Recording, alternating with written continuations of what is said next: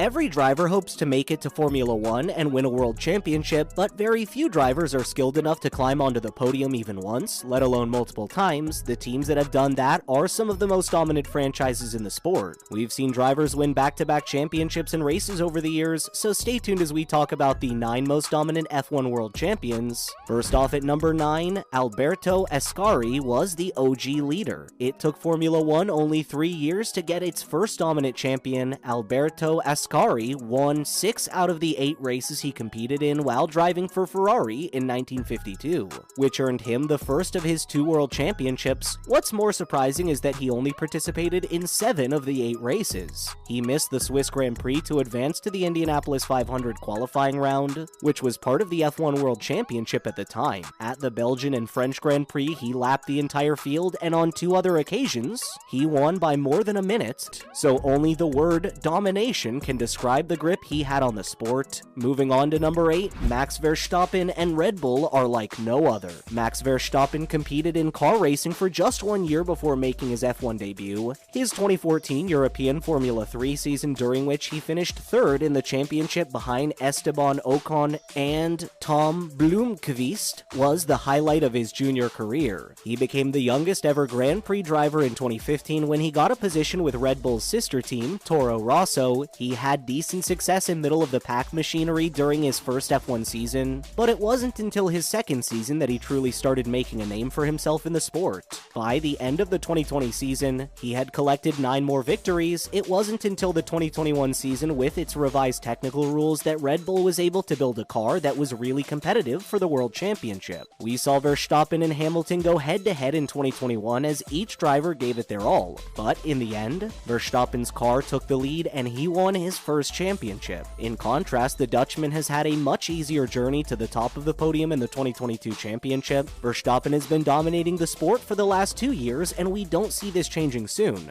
Next up at number 7, the fan favorite, Jim Clark. There's a reason Jim Clark is regarded as the greatest driver to have ever lived by so many F1 fans, and we're sure that he will maintain that reputation even though he won only 2 world championships. Of course, we aren't trying to discredit his 2 wins. Naturally, no one gets as far as he did in his professional career without being the best of the best. The biggest reason for us to include him in our list is that he accomplished all of this while constantly struggling with unreliable and faulty Lotus machinery. Jim Clark was just concerned with winning and avoided the spotlight. The Scottish driver held the record for the most race victories when he, unfortunately, passed away in 1968 during an F2 race at Hockenheim from 1962 through 1965. The Scottish ace was probably only defeated in the World Championship when he experienced mechanical problems. He was matched in talent. Clark was 8 miles ahead of the nearest contender in the pouring rain at Spa in 1963, showing the fearlessness of a driver competing during the riskiest era in the history of motorsport. Back then, only a driver's top 6 finishes counted towards their championship total because of the low reliability of the scoring system. For Clark to win the championship in 1963, he needed 7 victories. Now, what shows dominance more than winning more races than are required? Coming up at number 6, Jackie Stewart's superior skills. The next extremely successful Scot on our list is Jackie Stewart, who, by himself,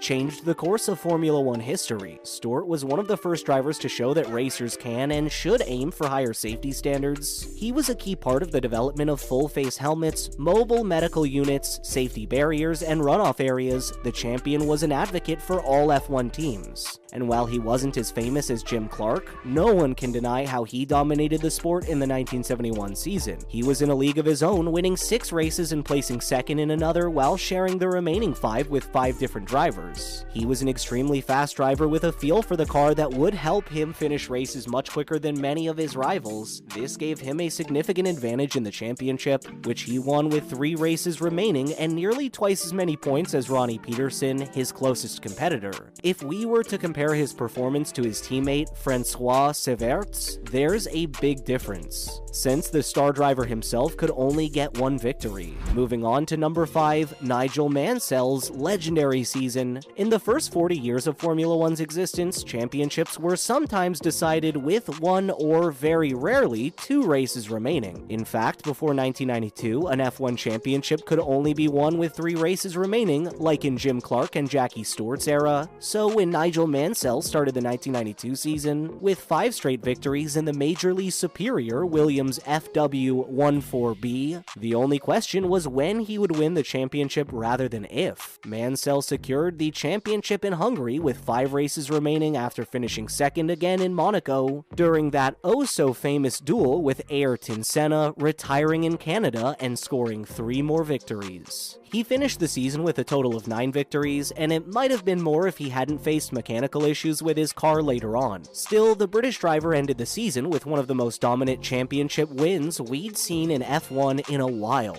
Up next at number 4, Juan Manuel Fangio's 5 championships. This legendary Argentine racer was famous for his precise driving skills, which were simply a class above nearly all the other drivers he was competing against, so it wasn't surprising to anyone who was following the sport that Fangio dominated it for 4 straight years from 1954 to 1957. But if we had to pick his most successful season, it has to be the 1955 one, simply based on the insane point margin there was. Fangio won 4 of the 6 races he entered during the 7-race season, giving him nearly twice as many points as Sterling Moss, his closest competitor. He easily defeated Fernando Alonso in the championship, who finished 3rd, Alain Prost, who finished 2nd, and famed Brazilian driver Ayrton Senna, who finished 5th and tragically lost his life in an accident at the 1994 San Marino Grand Prix. Fangio is the oldest world champion, having won the 1957 championship at the age of 46 years and 41 days. He also won the championship with 4 separate teams, a record which hasn't been broken up until now.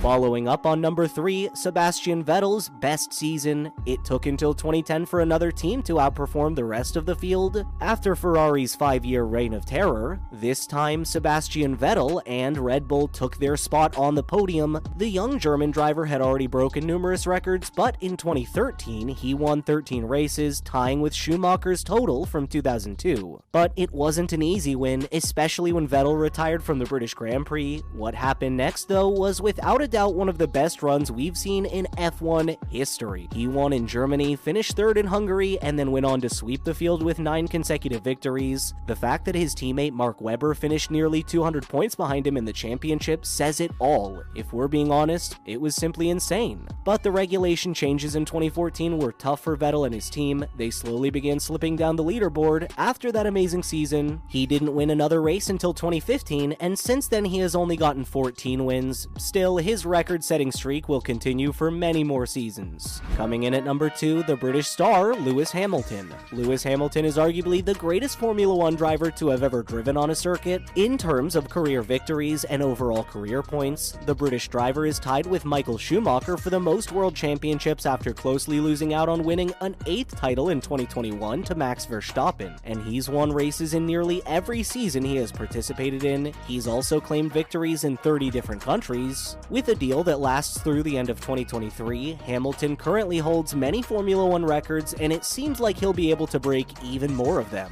He almost missed winning the title in his debut season by 1 point, but the following year, he became the then youngest world champion. He now has 6 additional championships under his belt after 14 years and is aiming for an 8th in 2023. Finally, at number 1, the GOAT, Michael Schumacher. Of course, the number 1 driver on our list had to be Michael Schumacher. Until Hamilton came along, he was the only name that popped up in your mind when talking about sheer domination of the sport. He won 2 championships with Benetton, but Ferrari is where he made his name. He joined the group in 1996, and after numerous highs and lows in the years that followed, the group finally had success in 2000. In the next 5 years, Schumacher got 5 world championships, 48 victories, and a record book filled with his name in nearly every category. The lethal combination of a smooth Ferrari team with unbeatable reliability and speed, a powerful collaboration with tire supplier Bridgestone, and average cars from competitors like McLaren and Williams meant that the result was obvious. points. With 12 victories from the first 13 races of the 2004 season, Schumacher was able to secure the championship with 4 races remaining. His second F1 season didn't go as well as his first, just giving him 1 podium to add to his resume, but he still ranks high because of his 91 victories, 155 podium finishes, and 68 pole positions. But that's a wrap for this video, my friends. Who's your favorite F1 champion? Let us know in the comments below. Please make sure to give this video a thumbs up and subscribe to our channel for more videos like this. Thank you so much for watching. We'll see you in the next one.